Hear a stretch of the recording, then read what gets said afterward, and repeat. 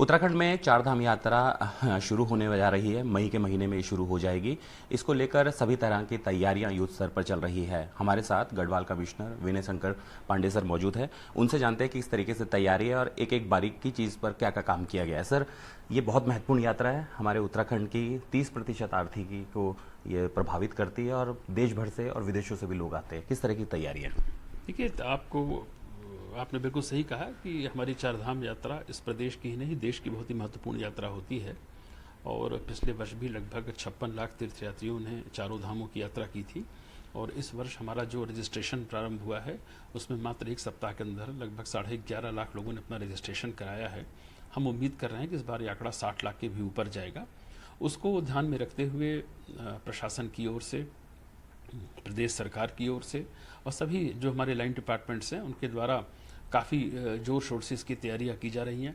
पिछली यात्रा की भी समीक्षा की गई, किन किन बिंदुओं पर हमारी कमियां रहीं, क्या क्या सुधार की आवश्यकता है, उसको ध्यान में रखते हुए एक विशेष कार्य योजना तैयार की गई है और उस दिशा में हम तेजी से काम कर रहे हैं। सर, पिछली बार से अब लगातार यात्री बढ़ रहे हैं और ऐसे में चुनौती ये भी है कि व्यवस्थाएं कैसी की जाए। सबसे पहले मैं ट्रैफिक की बात करूंगा, क्योंकि ट्रैफिक को लेकर ऋषिकेश हो गया, फिर ये चारों धाम हो गया, वहाँ ट्रैफिक की बहुत बड़ी समस्या और घंटों तक यात्री ट्रैफिक में फंसे रहते हैं। देखिए, ये बात बिल्कुल सही है कि ट्रैफिक को लेकर समस्याएं हमेशा आई हैं और कदाचित इसी बात को ध्यान में रखकर इस बार हम लोगों ने, और ये खासकर समस्या केदारनाथ जी के रूट पर ज़्यादा आती है। जब रुद्रप्रयाग से हम गौरी कुंड की ओर जाते हैं और उसके बाद वहाँ बेस कैंप होता है, वहाँ से किसी को हेली से जाना हो, किसी को पैदल जाना हो, खच्चर से जाना हो, वहाँ गाड़ियों का जमावड़ा बहुत हो जाता है। तो इस बार लगभग 2000 गाड़ियों के पार्किंग की अतिरिक्त व्यवस्था की गई है और साथ ही साथ यह भी सुनिश्चित किया गया है, नीचे के जनपदों को भी हमारा कम्युनिकेशन लगातार रहेगा कि अगर ट्रैफिक का फ्लो बहुत ज़्यादा भारी है तो नीचे वाले वाहनों को ये एडवाइजरी पहले से ही दी जाएगी। जिस समय वो अपना रजिस्ट्रेशन लेकर यात्रा ऑफिस की तरफ आते हैं, वहाँ इस बार हम लोगों ने बड़े बड़े डिस्प्ले बोर्ड्स भी लगाने का निर्णय लिया है, जिस पर वो लगातार उनको आगे की ट्रैफिक की सूचना, मौसम की सूचना और किसी भी प्रकार की अगर कोई प्राकृतिक आपदा की, बारिश की, वो सूचना डिस्प्ले होती रहेगी। साथ ही साथ उनको पब्लिक अनाउंसमेंट सिस्टम के माध्यम से भी और बल्क SMS के माध्यम से भी बताया जाएगा, ताकि वो यात्रा को, अगर उन्हें लगता है कि वहाँ आगे दिक्कत है, तो अपनी यात्रा को 1 दिन 2 दिन स्थगित करते हुए तब आगे बढ़ें। सर, हेलीकॉप्टर्स को लेकर कालाबाजारी होती है, फिर बहुत सारे लोग शिकायत भी करते हैं। उस चीज़ में आपने किस तरीके से काम किया है? देखिए, ये बात सही है कि 1-2 घटनाएं भी अगर इस तरह की हो जाती हैं तो उससे पूरी यात्रा को, पूरी सिस्टम को लेकर एक बदनामी जरूर झेलनी पड़ती है।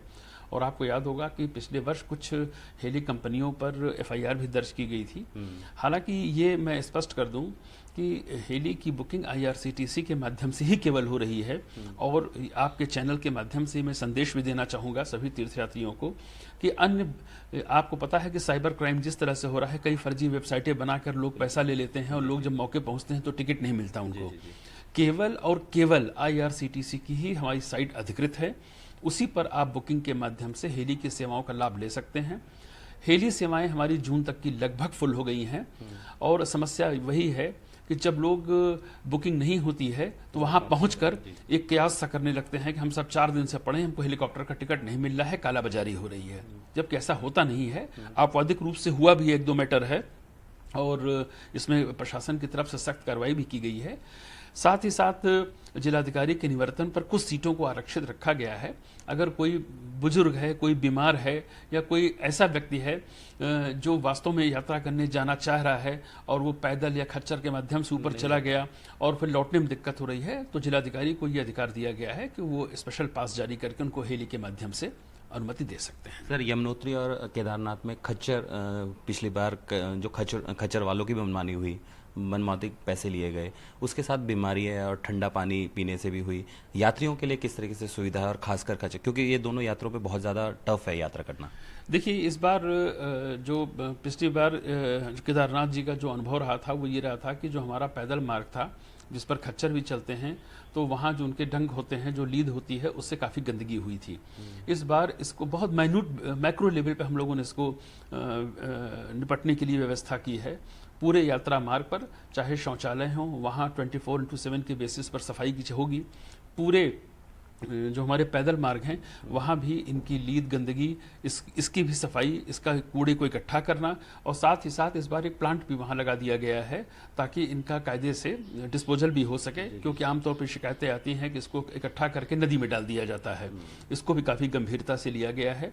खच्चरों के पीने की जो गर्म पानी की व्यवस्था रहती ही थी, इस बार तीर्थयात्रियों के लिए भी पीने के गर्म पानी की व्यवस्था और उनके शौचालयों में भी गर्म पानी की व्यवस्था की जा रही है ताकि तीर्थयात्रियों को किसी भी तरह की दिक्कत का सामना न करना। सर, स्वास्थ्य हेल्थ के लिए क्योंकि एडवाइजरी भी जारी हो गई है, इसके अलावा और किस तरह से हम नई चीज़ें कर सकते हैं ताकि यात्रियों को दिक्कत ना, और यात्री अक्सर जोश में चढ़ जाते हैं और नुकसान उनकी सेहत को होता है? देखिए, ये पहले से ही बता दिया गया है कि इनका मेडिकल चेकअप, देखिए ये सबसे बड़ी जिम्मेदारी उस परिवार की, उनकी फैमिली की होती है कि यदि फैमिली में अगर कोई कोमॉर्बिडिटी का मामला है, कोई बीमार है, ओल्ड एज है, तो उनको अवॉइड करना चाहिए जब तक कि पूर्णतः स्वस्थ ना हो जाएं। और उसके बावजूद भी अगर वो आ भी जाते हैं तो हमारे यहाँ पर इस बार डॉक्टरों की व्यवस्था बहुत ही सुदृढ़ की जा रही है। किसी भी दशा में किसी भी डॉक्टर की कमी आपको इस बार तीर्थ यात्रा में पूरी नहीं मिलेगी। और साथ ही साथ अगर कोई इमरजेंसी के केसेस हों जिनका कि ट्रीटमेंट लोकल बेसिस पे नहीं हो सकता है, तो उनको शिफ्टिंग करने के लिए चॉपर की भी व्यवस्था की जा रही है। सर, देश भर से और विदेशों से जो आने वाले यात्रियों के लिए कोई अपील है कि ताकि वो यहाँ पर यात्रा करने आए और सुरक्षित और सुगम यात्रा हो उनकी? देखिए, मेरी बस सभी देशवासियों से, जहाँ तक आपका चैनल पहुँच रहा है, हमारी आवाज़ पहुँच रही है, उनसे यही अपील है कि उत्तराखंड आपकी स्वागत के लिए तैयार है। भगवान शिव, गंगोत्री, यमुनोत्री, बद्रीनाथ जी के दर्शन के लिए आप अवश्य आएँ। कुछ चीज़ों का ध्यान रखें, अपना रजिस्ट्रेशन अवश्य कराएं, साथ ही साथ अपने होटल की, अपने रुकने की, उसकी भी प्री बुकिंग करा लें। अगर जिसको चॉपर से जाना है उसकी भी प्री बुकिंग कराएं। और साथ ही साथ जो यात्रा पर्ची जारी हो रही है, इसमें इम्पॉर्टेंट टेलीफोन नंबर्स भी इस बार अंकित किए गए हैं, जहां पर आपको हर तरह का रिस्पांस मिलेगा। यात्रा में इस चीज़ का ध्यान रखें कि अपने परिवार के उन्हीं सदस्यों के साथ यात्रा करें जो पूर्णतः स्वस्थ हों और जिनको किसी भी प्रकार की बीमारी, हाई ब्लड प्रेशर या हार्ट की समस्या ना हो, ऐसे लोग ही यात्रा करें और हम सब उनके स्वागत के लिए तैयार हैं। बहुत शुक्रिया एनडीटीवी से खास बातचीत करने के लिए। गढ़वाल कमिश्नर ने सारी जानकारी दी है कि इस तरह से यात्रा को लेकर तैयारियां चल रही है और आगे निर्देश जारी किए गए हैं। देहरादून से एनडीटीवी इंडिया के लिए किशोर रावत।